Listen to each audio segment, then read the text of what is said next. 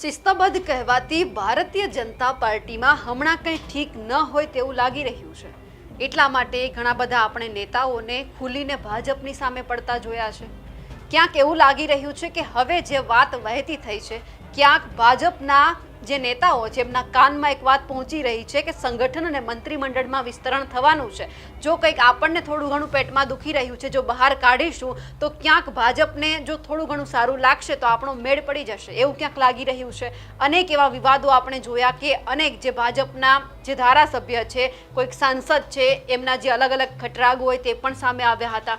ક્યાંક કોઈક એવા વિવાદ પણ સામે આવ્યા કે જેમને લઈને એવું ક્યાંક સામે આવ્યું કે ભાજપમાં ક્યાંક બધું ઠીક નથી. સૌરાષ્ટ્રથી શરૂ થયું અને ઠેર ઠેર આ બધું પહોંચી રહ્યું છે. હવે જ્યારે મંત્રીમંડળનું સંગઠનનું વિસ્તરણ થવાનું છે ત્યારે બધાને ક્યાંક એવું લાગી રહ્યું છે કે આપણે જ્યારે મૂળ ભાજપીઓ છીએ તો ક્યાંક આપણી જગ્યા ઉપર જે મૂળ કોંગ્રેસી ભાજપમાં આવ્યા છે એમને સ્થાન ન મળી જાય, જેથી કરીને આપણે કંઈક કરવું પડે. નમસ્કાર, આપ જોઈ રહ્યા છો નિર્ભય ન્યૂઝ અને હું છું આપની સાથે રિદ્ધિ. ગુજરાતની અંદર એક પવન ફૂંકાયો અને સામે આવ્યું કે મંત્રીમંડળ અને સંગઠનનું વિસ્તરણ થવાનું છે. એવી જે વાત છે, ચર્ચાએ જોર પકડ્યું, કારણ કે CR પાટીલે એવું કહી દીધું કે હજુ 2 વખત મળવાનું છે. એટલે જેટલા પણ ભાજપની અંદર છે અને કહેવાય છે કે મૂળ ભાજપી, એને એવું લાગી રહ્યું છે કે અમે વર્ષોથી મહેનત કરી રહ્યા છીએ, તો પછી આવનાર સમયમાં જો મંત્રીમંડળ કે સંગઠનનું વિસ્તરણ થાય, જેમને ચાન્સ નથી મળ્યો, જેટલા પણ ધારાસભ્ય એવા છે કે જે પોતાના વિસ્તારમાં સારું કામ કરે છે, એમની ખૂબ લોકચાહના છે અને એમના વિસ્તારને કંઈક જરૂર છે, જો એમને એવું લાગે તો એટલા માટે એ પણ ક્યાંક એવું કહી રહ્યા છે કે અમને પણ ક્યાંક નાનું મોટું મંત્રી પદ છે મળવું જોઈએ, અને કાં પછી જેટલા પણ મહેનત કરે છે એમને સંગઠનમાં સ્થાન મળવું જોઈએ, જેથી કરીને જે મૂળ કોંગ્રેસીઓ જે ભાજપમાં આવ્યા છે એમને ક્યાંય સ્થાન ન મળે. હા, મળવું જોઈએ, પણ પછી ભલે મળે, પણ અમે જે વર્ષોથી મહેનત કરી રહ્યા છીએ એટલે અમને થોડો ઘણો ચાન્સ મળવો જોઈએ, એવું આપણે જોયું. થોડા સમય પહેલા આપણે રાજકોટમાંથી વિવાદ જોયો હતો કે જે સાંસદ રામ મોકરિયા છે એમનું જે નામ કમી કરવામાં આવ્યું. કોઈ પણ કાર્યક્રમ હોય, RMCનો હોય કે પછી ભાજપનો હોય, એમનું કે નામ નહોતું આવતું, એટલા માટે કે જ્યારે કોઈ કાર્યક્રમ હોય ત્યારે એવો બફાટ કરી દેતા હતા કે પછી કોઈ સાચી વાત છે તે કરી દેતા હતા કે આવું અંદર છે, આંતરિક વિખવાદ ચાલે છે. એટલે પછી ભાજપના જે શહેર પ્રમુખ હોય એમણે ક્યાંક એવો ઇશારો કર્યો કે હવે રામભાઈ મોકરિયા ક્યાંય જ ન જોઈએ. હવે છેલ્લે સમાચાર એ પણ આપણે સાંભળ્યા કે રામભાઈ મોકરિયાનું ફરી એક વખત જેટલા પણ આમંત્રણ આપવામાં આવ્યા હોય તેમાં નામ એડ કરવામાં આવ્યું છે, જેથી કરીને જે આ વિખવાદ છે તે શાંત થઈ જાય. હવે આ કોના હિસાબે આ બધું થયું એ આપણને ખબર નથી, પણ જ્યારે આવો વિખવાદ સામે આવ્યો છે, જેટલા પણ મૂળ ભાજપીઓ છે એમને પેટમાં દુખ્યું છે. એટલા માટે કારણ કે વર્ષોથી મહેનત કરવી, પાયાના કાર્યકર થઈ અને પછી ઉભરી આવવું અને પછી મહેનત કરી તો થોડી ઘણી કોઈ પણ વ્યક્તિ હોય એમને એવું લાગે કે ના, અમને કંઈક મળવું જોઈએ, કે આટલી મહેનત કરી છે એ ક્યાંક એડે જવી જોઈએ. પણ ક્યાંય જે કોંગ્રેસમાંથી જેટલા પણ પક્ષપલટો કરીને આવ્યા છે, જો સીધું એમને પદ આપી દેવામાં આવે, મંત્રી પદ આપી દેવામાં આવે, તો પછી સ્વાભાવિક છે કે જે ભાજપમાં હોય એમને પેટમાં દુખવાનું છે. વધુ એક આવો પત્ર સામે આવ્યો છે અને જે પૂર્વ ધારાસભ્ય છે હવે એમણે ખુલીને પત્ર લખ્યો છે, સોશિયલ મીડિયા ઉપર વાયરલ થઈ રહ્યો છે. કોઈને કહેવામાં નથી આવ્યું, પણ જેને લાગુ પડતું હોય એમણે સ્વીકારી લેવું છે, એ ક્યાંક અહીંયા સ્પષ્ટ દેખાય છે. હવે જે કનુભાઈ ડાભી છે, પૂર્વ ધારાસભ્ય કપડવંજ કઠલાલ વિધાનસભા, એમણે હવે એક પત્ર લખ્યો છે અને ક્યાંક એમને પેટમાં દુખી રહ્યું છે એ હવે ક્યાંક સામે આવ્યું છે. અને એમણે વાત કરી છે જે લગભગ જેટલા પણ મૂળ ભાજપીઓ છે જે વર્ષોથી મહેનત કરી રહ્યા છે કંઈક મેળવવા માટે, એમને ખાસ લાગુ પડે છે. મારા જાહેર જીવનમાં 2 દાયકા કરતાં વધારે સમયથી ભારતીય જનતા પાર્ટીમાં કામ કરતો આવ્યો છું. પાર્ટીના વિચારો અને કાર્ય પદ્ધતિ પ્રત્યે મને હંમેશા ગૌરવ અને આદર રહ્યો છે.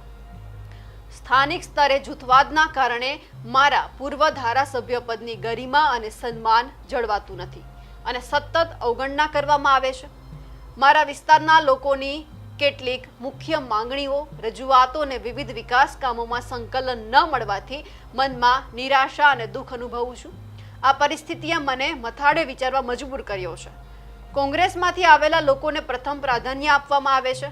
આ વાત ઉપર જેટલા પણ મૂળ ભાજપીઓ છે જેમને અત્યાર સુધી કોઈ સ્થાન નથી મળ્યું, એમને વિચારવા જેવી બાબત છે કે ભાજપના જ એક નેતા જે વર્ષો જૂના, જેમનો ઉદય જ ભાજપમાંથી થયો છે, એ વ્યક્તિ એવું કહી રહ્યા છે કે કોંગ્રેસમાંથી આવેલા લોકોને પ્રથમ પ્રાધાન્ય આપવામાં આવે છે. જે વર્ષોથી પાર્ટીનું કામ કરે છે તેમની સાથે સતત અવગણના કરવામાં આવે છે. જૂના પાર્ટીના કાર્યકર્તાની કોઈ કદર કરવામાં આવતી નથી. હું 24/7 પક્ષ માટે કામ કરતો આવ્યો છું ને આગળ પણ કરતો રહીશ. આભાર. કનુભાઈ ડાભીએ જ્યાં ખુલ્લો પત્ર લખ્યો છે અને ખાસ વાત અહીંયા એમણે કોંગ્રેસની ટાંકી છે કે જેટલા પણ કોંગ્રેસમાંથી આવ્યા છે જેમનું સીધું જ લેન્ડિંગ ભાજપમાં થયું છે, કોઈ પણ વગર મહેનતે કોંગ્રેસમાં મહેનત કરી હોય એ વાત અલગ છે, પણ ભાજપમાં રહીને મહેનત નથી કરી, તેમ છતાં સીધું સ્થાન આપી દેવામાં આવ્યું છે. ઘણા બધા મંત્રીઓ આપણે જોયા છે, કુંવરજી બાવળિયા હોય, રાઘવજી પટેલ હોય, આવા તો ઘણા બધા નેતાઓ છે કે જેમને આવતાની સાથે જ સીધું જ મંત્રી પદ આપી દેવામાં આવ્યું છે. પણ સવાલ હવે આ તમામ જેટલા પણ ભાજપના જે વર્ષોથી મહેનત કરતા નેતાઓ છે એમને મનમાં ખૂંચી રહ્યો છે કે જો કોંગ્રેસમાં રહી, કોંગ્રેસમાં તમે ગમે એ પદ ઉપર હોય અને પછી જો તમને ભાજપવાળા ઓફર કરે એટલે તમે ભાજપમાં જતા રહો, પછી અંદર ખાને કંઈક વાત થઈ હોય, ડીલ થઈ હોય, એ પ્રમાણે તમારે એને પદ આપવાનું હોય. પણ જે વર્ષોથી મહેનત કરતા જે ભાજપના નેતાઓ જે વિચારી રહ્યા છે કે હમણાં હજુ ઘણા બધા કોંગ્રેસના જે પીઢ નેતાઓ છે પક્ષ પલટો કરી ભાજપમાં આવ્યા, તો શું આવનાર સમયમાં એમને પણ મંત્રી બનાવી દેવામાં આવશે?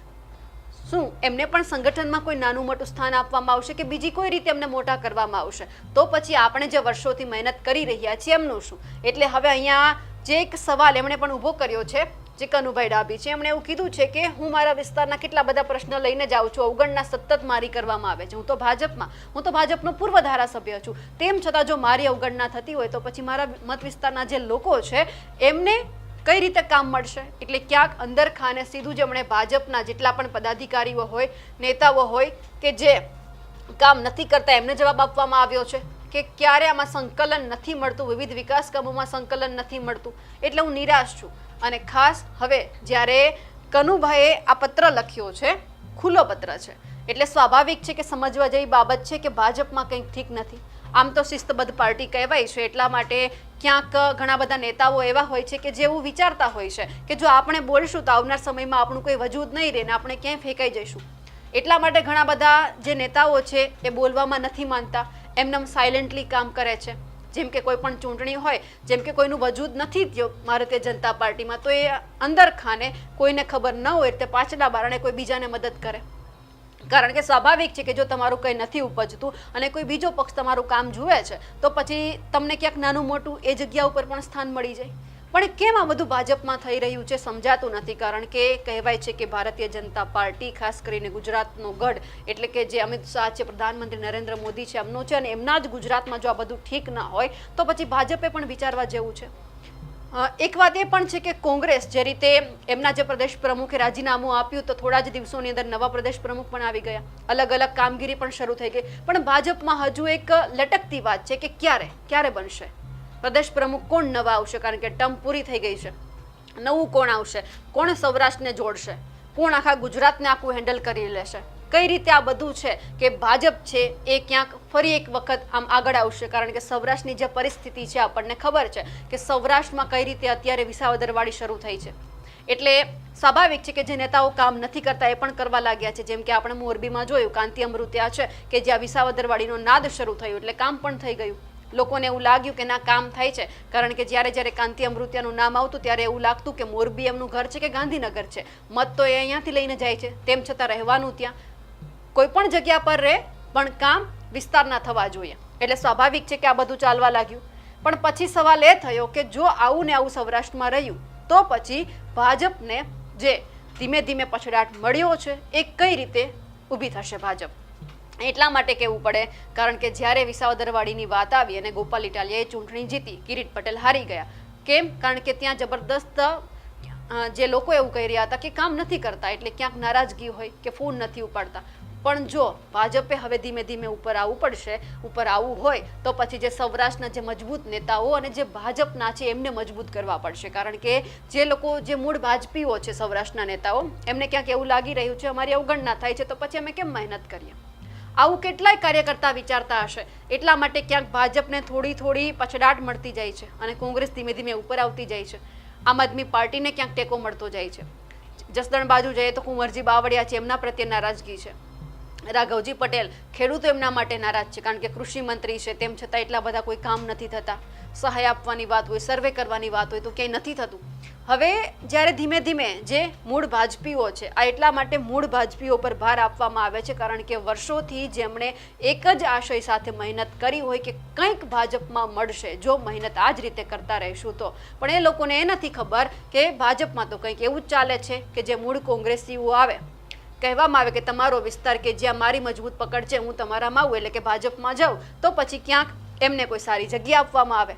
એટલા માટે જે મૂળ ભાજપીઓ જે વર્ષોથી પાયાનો કાર્યકરો એ મહેનત કરતો રહે અને છેલ્લે મૂળ કોંગ્રેસી આવી અને પદ લઈ જાય એટલે સ્વાભાવિક છે કે જેમણે મહેનત કરી હોય એમને દુઃખ થવાનું છે, ખોટું લાગવાનું છે. પછી જે રીતે આ પૂર્વ ધારાસભ્ય મેદાનમાં આવ્યા એવા તો ઘણા મેદાનમાં આવે.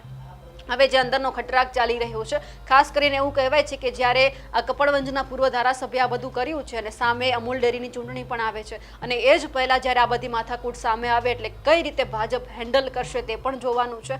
અને સ્વાભાવિક છે કે ભાજપના એ તમામ કાર્યકર્તાઓ ભલે ખુલીને નથી બોલી રહ્યા પરંતુ મનમાં તો મૂંઝાઈ જ રહ્યા છે, મનમાં સવાલ કરી જ રહ્યા છે કે ક્યાં સુધી અમારે મહેનત કરવાની છે. કારણ કે જ્યારે જે રાજકીય નિષ્ણાંતો હોય છે એવું કહી રહ્યા છે કે પ્રધાનમંત્રી નરેન્દ્ર મોદી આવે, અમિત શાહ આવે એટલે જેટલા પણ કાર્યકર્તાઓ જેમાં અત્યારે ક્યાંક ચાર્જ નથી એમને ફૂલ ચાર્જ કરીને જતા રહે અને કંઈક નાની એવી વાત કે નાનું એવું ટપકું મૂકીને જતા રહે. આ કરવાનું છે એટલે જે પાછા જે કાર્યકર્તાઓ નીચે બેસી ગયા હતા એ ઊભા થાય અને ભાજપને મજબૂત કરવા માટે મેદાનમાં દોડે. પણ ક્યાં સુધી આ બધું ચાલતું રહેશે? એક સમય તો એ કાર્યકર્તા એ નેતા જેમને કંઈ નથી મળ્યું એ પણ સમજી જશે કે આ ખાલી આપણને કહેવા માટેની વાત છે, આપણને દોડાવવા માટેની વાત છે. ઘણા બધા ભાજપના કાર્યકર્તાઓ એવું કહે છે અમને તો ખાલી ભીડ ભેગી કરવા માટે જ રાખ્યા છે, ખાલી દોડાવવા માટે જ રાખ્યા છે. પણ ક્યાં સુધી આ બધું ચાલતું રહેશે? એક સમયે ભાજપના એ તમામ દિગ્ગજ નેતાઓએ સમજવું પડશે કે જે બધા નિર્ણયો લેશે કે કઈ રીતે આપણે ભાજપને એકજૂટ આ રીતે જે 30 વર્ષથી શાસન કરતી આવે છે એમને મજબૂત કરવાની છે. પણ જે રીતે અત્યારે પૂર્વ ધારાસભ્ય આ રીતે કપડવંજના મેદાનમાં આવ્યા છે, આશા રાખીએ કે આવનાર સમયમાં બીજા કોઈ આવા ધારાસભ્ય મેદાનમાં ન આવે જેથી કરીને ભાજપને આમનો સામનો ન કરવો પડે અને જે આંતરિક વિખવાદ ચાલતો હોય, ખટરાક ચાલતો હોય બધું ત્યાં ને ત્યાં બંધ કરી દે. નહીતર પછી મૂળ કોંગ્રેસીઓ આવશે, નવા પદ લઈને જશે અને ભાજપના મૂળ ભાજપી નેતાઓ આ જ રીતે મહેનત કરતા રહેશે. અમારા અહેવાલને લઈને આપનું શું માનવું છે કમેન્ટ કરીને ચોક્કસથી જણાવજો. સાથે જ અમારી નિર્ભય ન્યૂઝ ચેનલને લાઇક, શેર અને સબસ્ક્રાઇબ કરવાનું ભૂલશો નહીં. નમસ્કાર.